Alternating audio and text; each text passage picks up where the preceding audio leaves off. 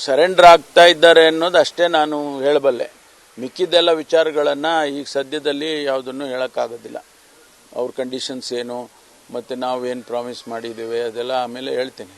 ಇಲ್ಲ ನಾವೇನು ನೋಡಿ, ನಾವು ಕರೆ ಕೊಟ್ಟಿದ್ದು ಇಲ್ಲೇ ನಿಂತ್ಕೊಂಡು ಹೇಳಿದೆ ಅಲ್ಲ ನಾನು. ವಿಕ್ರಮ್ ಗೌಡನ ಇದು ಆದಾಗ ಅವರ ಸಾವಾದಂಥ ಸಂದರ್ಭದಲ್ಲಿ ನಾನು ಇಲ್ಲೇ ನಿಂತ್ಕೊಂಡು ಹೇಳಿದೆ, ನೋಡಿ ನೀವೆಲ್ಲ ಸರೆಂಡರ್ ಆಗಿ ಯಾಕೆ ಈ ದಾರಿ ಹಿಡ್ದಿದ್ದೀರಾ ಜೀವನದಲ್ಲಿ, ದಯಮಾಡಿ ನೀವೆಲ್ಲ ಬನ್ನಿ ಅಂತ ಹೇಳಿ ನಾನು ಆಹ್ವಾನ ಕೊಟ್ಟಿದ್ದೆ ಅವರಿಗೆ. ಅದೇ ರೀತಿ ನಮ್ಮ ಇಲಾಖೆಯಿಂದ ANFನವರು ಕೆಲಸ ಮಾಡಿದ್ದಾರೆ. ಹಿರಿಯ ಅಧಿಕಾರಿಗಳು, ಕಿರಿಯ ಅಧಿಕಾರಿಗಳು ಎಲ್ಲರೂ ಕೂಡ, ಯಾಕಪ್ಪ ನೀವು ಅಲ್ಲಿ ಕಾಡಲ್ಲಿ ಇದ್ಕೊಂಡು ಈ ರೀತಿ ಜೀವನ ನಡೆಸ್ತಾ ಇದ್ದೀರಾ, ಬಂದ್ಬಿಡಿ, ನೀವು ಸಮಾಜದ ಮುಖ್ಯವಾಹಿನಿಯಲ್ಲಿ ಇರಿ ನೀವು ಅಂತ ಹೇಳಿ ಕರೆದಿದ್ದಾರೆ. ಈಗ ಅವ್ರ ಮೇಲೆ ಕೇಸ್ಗಳಿದೆ ನಿಜ. ಅದನ್ನು ಯಾವ ರೀತಿ ಅವರು ಸರೆಂಡರ್ ಆದಮೇಲೆ ಯಾವ ರೀತಿ ಕೇಸ್ಗಳ ಬಗ್ಗೆ ಚರ್ಚೆ ಮಾಡಬೇಕು, ಅದಕ್ಕೆ ಕಾನೂನಿನಲ್ಲಿ ಏನು ಅವಕಾಶ ಇದೆ ಅದನ್ನು ನೋಡ್ತೇವೆ. ಈಗ ಅವರು ಸರೆಂಡರ್ ಆಗ್ತಾ ಇದ್ದಾರೆ ಅನ್ನೋದು ಅಷ್ಟೇ ನಾನು ಹೇಳಬಲ್ಲೆ.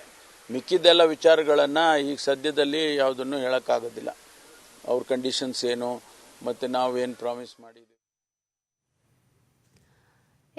6 ಜನ ನಕ್ಸಲರು ಕೂಡ ಈಗ ಶರಣಾಗತಿಯ ನಿರ್ಧಾರವನ್ನು ತೆಗೆದುಕೊಂಡಿದ್ದಾರೆ. ಇಲ್ಲಿವರೆಗೂ ಕೂಡ ಒಂದಷ್ಟು ಆಯುಧಗಳನ್ನು ಹಿಡ್ಕೊಂಡು, ಬಂದೂಕನ್ನು ಹಿಡ್ಕೊಂಡು ರಕ್ತ ಚರಿತ್ರೆಯನ್ನು ಬರಿತಾ ಇದ್ರು, ರಕ್ತ ಹರಿಸ್ತಾ ಇದ್ರು, ಭಯ ಹುಟ್ಟಿಸ್ತಾ ಇದ್ರು. ಅವರದ್ದೇ ಆದಂಥ ಒಂದಷ್ಟು ಬೇರೆ ಆದರ್ಶಗಳಿದ್ವು.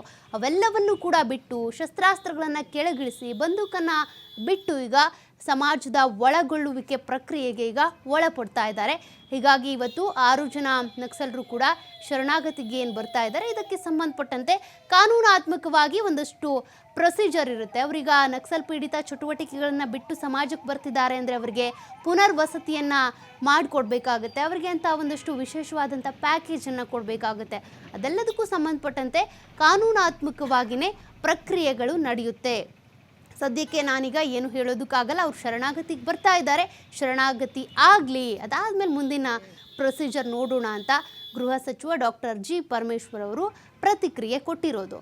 CM ಸಿದ್ದರಾಮಯ್ಯ ಸೇರಿದಂತೆ ಗೃಹ ಸಚಿವ ಡಾಕ್ಟರ್ ಜಿ ಪರಮೇಶ್ವರ್ ಅವರು ಎಲ್ಲರೂ ಕೂಡ ಶರಣಾಗತಿಗೆ ಕರೆ ಕೊಟ್ಟಿದ್ರು. ಅದರಂತೆ ನಕ್ಸಲರು ಇವತ್ತು ಶರಣಾಗತಿಗೆ ಬರ್ತಾ ಇದ್ದಾರೆ.